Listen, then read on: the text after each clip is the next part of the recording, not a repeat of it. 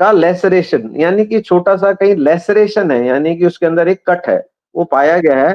पर वो सिर्फ लिवर का लेसरेशन के कारण इतना ब्लड इकट्ठा हो जाएगा, ये मैं नहीं जानता कि कितना सही है कितना गलत है। और कमाल की बात ये कि बाकी कोई ऑर्गन्स अफेक्टेड नहीं है, ना ही स्प्लीन है, ना ही किडनी है, ना ही पैनक्रियाज। इतने ऊपर से गिरने के बाद अगर लिवर फटेगा तो बाकी के ऑर्गन्स नहीं फटेंगे, ये एक बहुत बड़ी एक बड़ी अजीब स्थिति है कि हम कैसे डिस्क्राइब करें।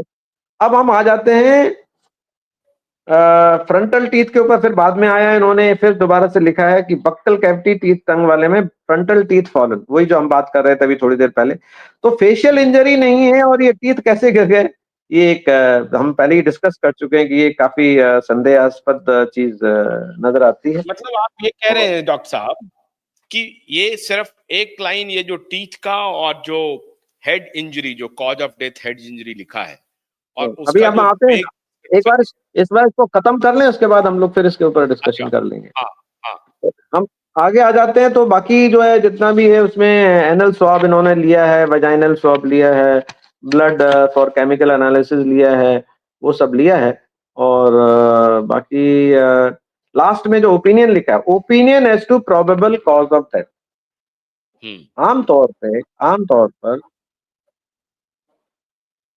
ओपिनियन हम तब तक नहीं देते हैं क्लियरली जब तक कि केमिकल एग्जामिनेशन, वजाइनल एग्जामिनेशन या दूसरे जो हमने सब चीजें हैं उसके पूरे रिजल्ट हमारे पास ना हो।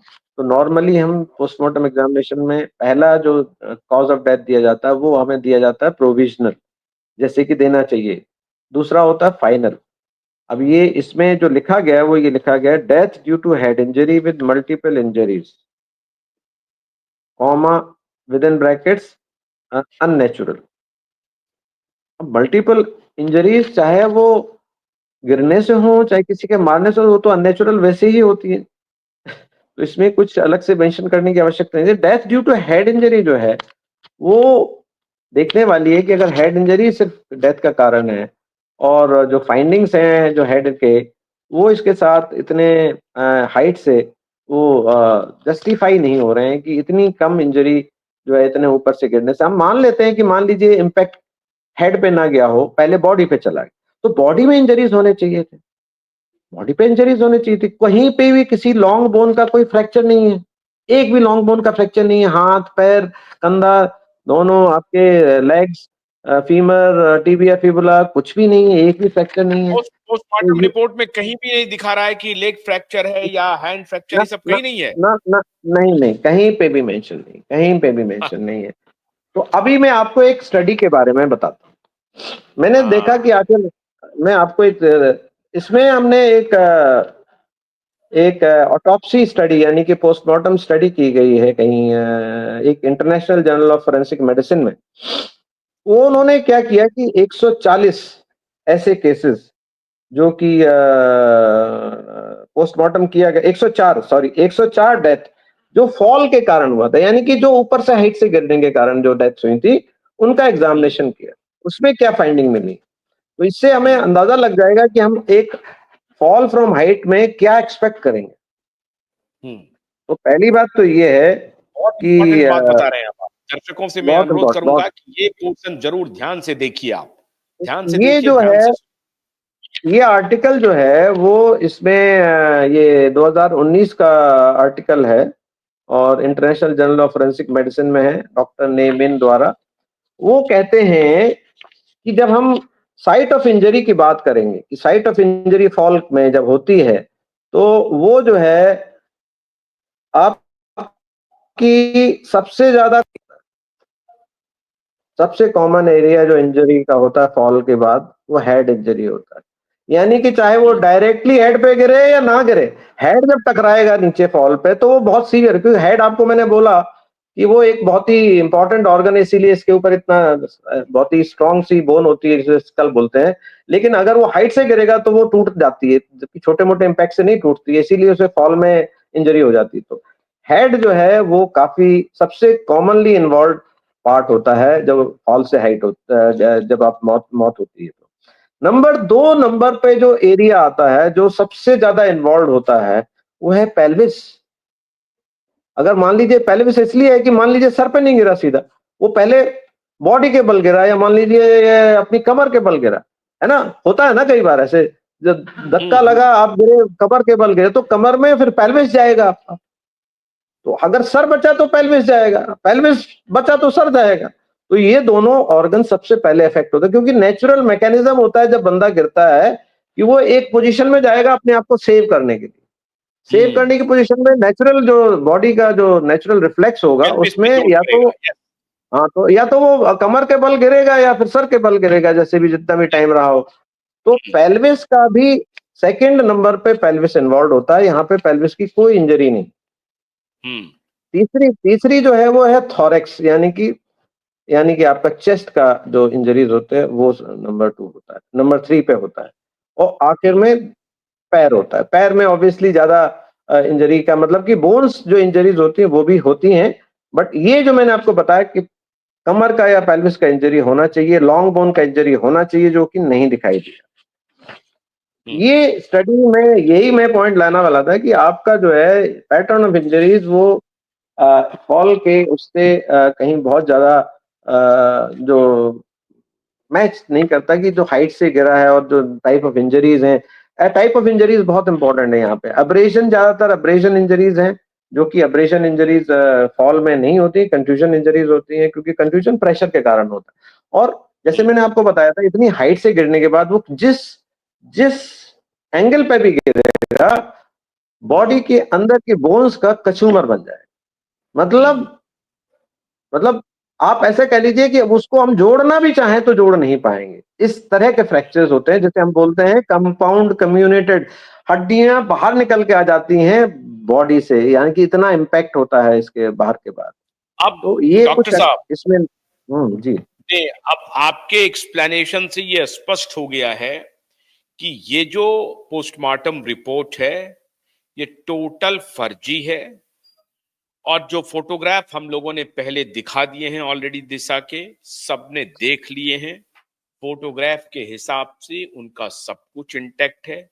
जो आई विटनेस हैं, इंक्लूडिंग सतीश सालियान जी, दिशा के पिता और दिशा की मां, वो सारे लोग ये कंफर्म कर रहे हैं कि दिशा के बॉडी पे ऊपर से कोई चोट के निशान नहीं दिख रहे थे, और उनका पैर हाथ बिल्कुल भी टूटा हुआ नहीं था। चेहरा तो हम आप सबने देखा है कि किस तरह से स्माइलिंग फेस था। और ये जो रिपोर्ट है, ये फॉल का भी, कि जंप का भी जो इसने रिपोर्ट बनाया वो भी बोगस बनाया, वो भी ढंग से नहीं बना सका। हाँ, बोलिए। नहीं, मैं ये कहना चाहता हूँ कि जहां तक इस रिपोर्ट का सवाल है सर, रिपोर्ट में कमियां जरूर हैं, ये तो मैंने आपको हाईलाइट कर दिया। लेकिन ये कहना कि ये रिपोर्ट पूरी तरह से फलेशियस है, मैं ये कहना चाह रहा हूं कि जो अलेज्ड हिस्ट्री, यानी पुलिस के जो उनका उनका जो व्यू पॉइंट है कि ये गिरने से हुआ, और जो उसने मेंशन भी किया है कि अलेज्ड हिस्ट्री ऑफ फॉल, वो चीजें फॉल की हिस्ट्री और जो पोस्टमार्टम में जो फाइंडिंग्स है वो मैच नहीं कर रही। पर ये कहना, हो सकता है यही फाइंडिंग्स रही हो बहुत ज्यादा, बट मैं ये कह रहा हूं कि ये फाइंडिंग्स इसलिए आई होंगी क्योंकि वो फॉल नहीं था। तो मैं मिसमैच उसमें भी बहुत ज्यादा है, जो हिस्ट्री है और जो एक्चुअल फैक्ट है। तो मैं अभी सीधा सीधा ये कहना कि ये पूरी तरह से रिपोर्ट फर्जी है। हो सकता है इसमें नहीं नहीं, से फर्जी इन द सेंस, नहीं, फर्जी जो मैं बता रहा हूं, आपने जो फोटो देखे और ये जो जी रिपोर्ट्स है, ये जी नहीं है, जी ये मैं कह रहा हूं, जी। नहीं उसके नहीं, हिसाब तो से देखिए, बोगस है या नहीं है? नहीं देखिए, इसलिए बोल रहा हूँ क्योंकि जैसे मैंने आपको बोला कि 2 दांत आगे के टूटे हुए हैं, या 2 या 4 जो भी टूटे हुए हैं, उन्होंने फ्रंटल टीथ लिखा है, पूरा ज्यादा कुछ लिखा नहीं। लेकिन अगर मुंह पे कोई भी चोट का निशान नहीं है, तो ये संभावना बहुत मुश्किल होती है जब वो किसी मुश्किल होती है।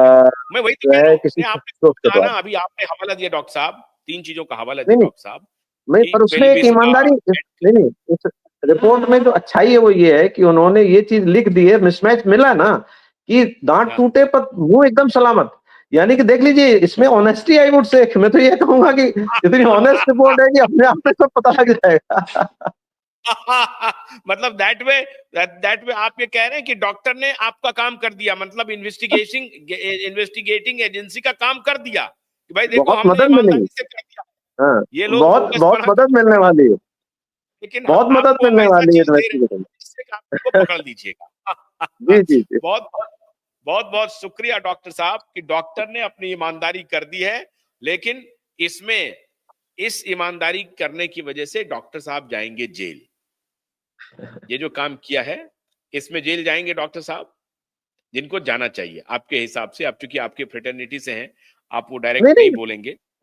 मैं नहीं, बात वो नहीं है आशुतोष जी, बात ये है कि मैं ये देखिए, क्योंकि मैंने ना तो पोस्टमार्टम किया है, ना ही मैंने हम्म। बॉडी को देखा है, तो ये कह हाँ। पाना पूरी तरह से संभव नहीं है कि ये जो फाइंडिंग्स लिखी गई हैं वो अपने आप में गलत हो सकता है, ये फाइंडिंग्स सही हो, लेकिन ये फाइंडिंग्स और जो हिस्ट्री है वो मैच नहीं करती। यानी कि ये कहना है कि दांत टूट गए और आपका मुंह सलामत है, ये बहुत मुश्किल है। तो अब ये लेकिन हो सकता है किसी ने प्लास से निकाल के आपके दांत निकाल लिया, आपका मुंह तो एकदम सलामत रहेगा। चलिए, हाँ, नहीं ठीक बात है। चलिए, है ना? बहुत बहुत शुक्रिया डॉक्टर कुशवाहा, बहुत बहुत शुक्रिया। डॉक्टर कुशवाहा एम्स नागपुर के प्रोफेसर रहे हैं और उत्तर प्रदेश में मेडिकल कॉलेज के प्रिंसिपल रहे हैं, और उन्होंने आपकी हिस्ट्री वन बाय वन करके बता दिया कि जो जो बॉडी है और जो पोस्टमार्टम है उसमें कितनी डिस्क्रिपेंसीज है, और ये चीख चीख करके कह रहा है कि इसका अब इन्वेस्टिगेशन शुरू होना चाहिए, खासतौर से पुलिस और उन पत्रकारों का जिन्होंने अब तक फॉल्स नैरेटिव फैलाया है और चलाया है। मित्रों, कल और एक विशेष फाइंडिंग्स के साथ मैं हाजिर होऊंगा। तब तक के लिए आशुतोष को अनुमति दीजिए, लेकिन आपसे अनुरोध कर रहा हूं कि इस स्टोरी को एसएसआर वॉरियर तो कर ही रहे हैं, आप सभी लोग इसको प्रधानमंत्री कार्यालय को जरूर टैग करें, होम मिनिस्ट्री को टैग करें, और महाराष्ट्र के गृह मंत्री और महाराष्ट्र के मुख्यमंत्री को जरूर टैग करें। बहुत बहुत शुक्रिया। नमस्कार।